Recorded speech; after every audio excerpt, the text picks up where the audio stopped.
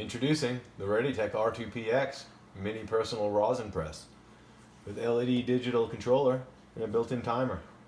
It operates by manually lowering the new and improved heavy-duty handle until it locks in place. Heavy-duty suction cups,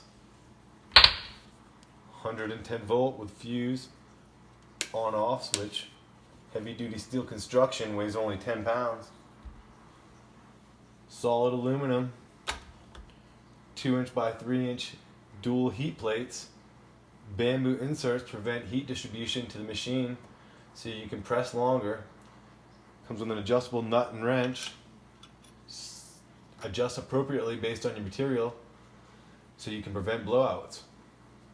Standard 3-prong plug with ground for safety.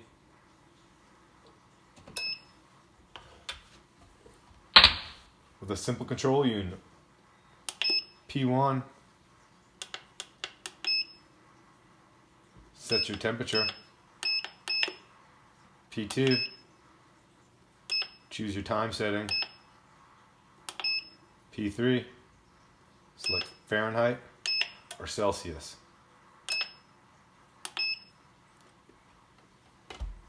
Use the button to set the timer. Start it.